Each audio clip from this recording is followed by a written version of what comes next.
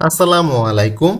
সশস্ত্র বাহিনী বিভাগের জন্য আলাদা বেতন কমিটি গঠন করা হয়েছে এবং মাননীয় প্রধান উপদেষ্টা খুশি হয়ে এই সদস্যদের জন্য একটি বেতন কমিটি গঠন করেছেন এবং এটার গেজেট আকারে প্রকাশ করা হয়েছে এবং সেই গেজেটের যারা সদস্য আছে তারা অলরেডি কাজ শুরু করে দিয়েছে এবং তারা তাদের যে সশস্ত্র বাহিনীর বিভিন্ন ইউনিট আছে অর্থাৎ সেনা নৌ বিমান বাহিনী সকল ইউনিটের কাছে একটা মতামত চাচ্ছে যে কি ধরনের বেতন কাঠামো দেওয়া যেতে পারে সশস্ত্র বাহিনীর জন্য। অর্থাৎ এখানে সেনা নৌ বিমান বাহিনী তিন বাহিনীকেই যত ধরনের অফিস আছে ইউনিট আছে ব্যাটালিয়ন আছে সেখানে তাদেরকে তাদের যে মতামত নেওয়ার জন্য একটা চিঠি কিন্তু অলরেডি পাঠানো হয়েছে এবং সেই চিঠির মাধ্যমে তাদের কাছ থেকে মতামত নেওয়া হচ্ছে বিভিন্ন অফিসারের কাছ থেকে সৈনিকের কাছ থেকে বিভিন্ন অফিসার সৈনিক সহ সকলের কাছ থেকে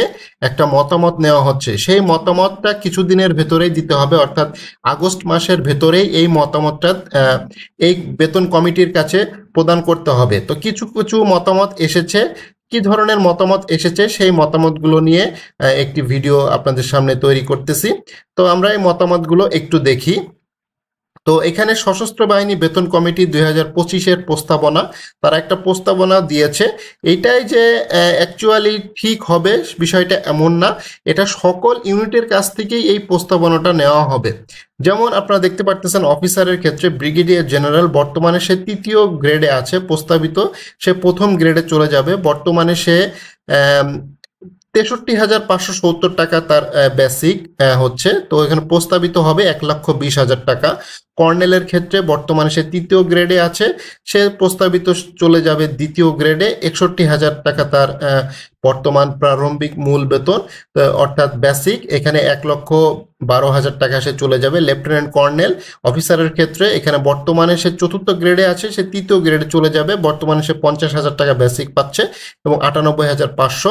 মেজর মেজর পদবিতে চাকুরিতে 5 বছর হওয়া সাপেক্ষে সে 5ম গ্রেডে আছে, সে চলে যাবে 4র্থ গ্রেডে।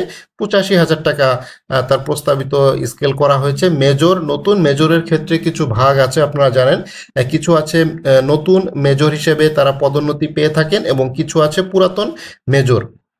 তো সে 5ম গ্রেডে থাকবে, তার 43,000 টাকা বেসিক হবে এবং সে প্রস্তাবিত ক্ষেত্রে 74,000 টাকা। ক্যাপ্টেন 7ম গ্রেড, সে 6ষ্ঠ গ্রেডে চলে যাবে 29,000 টাকা এবং প্রস্তাবিত আছে 58,000 টাকা। লেফটেন্যান্ট সে 8ম গ্রেড থেকে 7ম গ্রেডে যাবে, তার বর্তমান আছে 25,000 টাকা, সে 48,500 টাকা। এবং জেসিও অন্যান্য পদবি, জেসিও ও অন্যান্য পদবি বলতে যারা সৈনিক আছে তাদের ক্ষেত্রে, অর্থাৎ অনারি ক্যাপ্টেন সে 9ম গ্রেড থেকে 6ষ্ঠ গ্রেডে চলে যাবে। 42,890 টাকা তার বর্তমানে সে পাচ্ছে। তাকে দেয়া যেতে পারে 73,500 টাকা। অনারি লেফটেন্যান্ট, এটাও 9ম থেকে সে 6ষ্ঠ গ্রেডে চলে যাবে। 38,480 টাকা, সেক্ষেত্রে 69,200 টাকা। মাস্টার ওয়ারেন্ট অফিসার, এখানে 9ম থেকে সে 7ম গ্রেডে চলে যাবে। 22,500 টাকা, এখানে 48,500 টাকা। সিনিয়র ওয়ারেন্ট অফিসার 9ম থেকে 8ম গ্রেডে চলে যাবে, বর্তমানে সে 22,250 টাকা পাচ্ছে। 41,500 টাকা প্রস্তাবিত। ওয়ারেন্ট অফিসার সে 9ম থেকে 9ম গ্রেডেই থাকবে, 22,000 টাকা থেকে তার শুরু হচ্ছে, বর্তমানে সে 38,500 টাকা। সার্জেন্ট 10ম গ্রেড, তার 10ম গ্রেডই থাকবে, অর্থাৎ তার গ্রেড পরিবর্তন হচ্ছে না। সে 16,000 টাকার বেসিকে বর্তমানে সে পাচ্ছে। তাকে ডবল করে দেওয়া প্রস্তাব করেছে, অর্থাৎ 32,200 টাকা।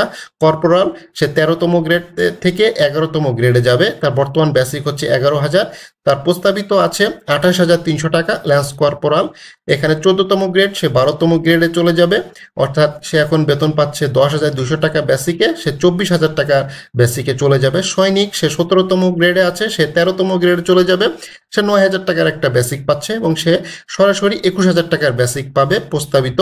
রিক্রুট যে আছে সে 9,000 টাকার বেসিকেই থাকতেছে, তাকে 20,000 টাকা বেসিক তাকে করা হয়েছে। এবং এনসিই সে 18তম গ্রেডে থাকে, সে 15তম গ্রেডে চলে যাবে। 8,800 টাকা তার বেসিক আছে, বর্তমানে সে 19,000 টাকার বেসিকে চলে যাবে। এবং বিভিন্ন যে ভাতা, সেটা হচ্ছে প্রতিরক্ষা ভাতা। আপনারা জানেন সশস্ত্র বাহিনীর সকল সদস্য প্রতিরক্ষা ভাতা পেয়ে থাকে। মূল বেতনের 50%, বাড়ি ভাড়া ভাতা মূল বেতনের ঢাকাতে 75% এবং অন্যান্য জায়গায় 60% দাবি করা হয়েছে।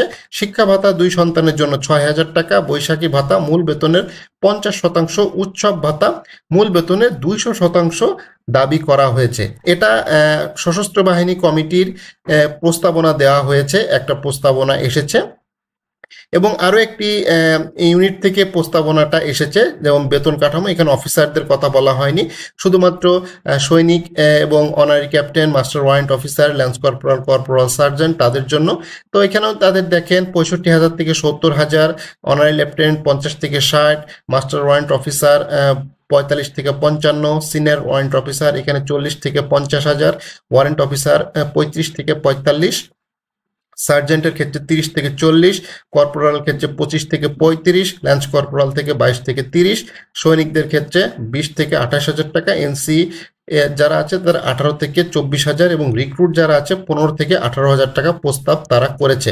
এবং এই প্রস্তাবনার সাথে তারা ভারত এবং পাকিস্তানের যে সৈনিকরা কিভাবে বেতন পাচ্ছে, 20,000 টাকা, 30,000 টাকার উপরে প্রারম্ভিক বেতন পেয়ে থাকে, সেটাও তারা উল্লেখ করেছে। এবং তাদের যে জীবনযাত্রার মান, এখানে বাসা ভাড়া, শিক্ষা ভাতা, চিকিৎসা ভাতা, যাতায়াত ভাতা, এগুলো সবকিছুই বৃদ্ধি করার সুপারিশ করা হয়েছে। কত পার্সেন্ট সেটা বিস্তারিত বলা হয়নি। এবং সামাজিক প্রভাব সম্বন্ধে তাদের বলা হয়েছে, তাদের আর্থিক সংকট, মানসিক চাপ, হতাশ, এই জিনিসগুলো আনা হয়েছে যাতে তরুণ প্রজন্মের কাছে সেনা বাহিনীর যে চাকরি সেটা আকর্ষণীয় হয়, সেই ধরনের একটা বেতন কাঠামোর প্রস্তাব এসেছে। তো দুইটা ইউনিটের মোটামুটি একটা খবর পাওয়া গেছে।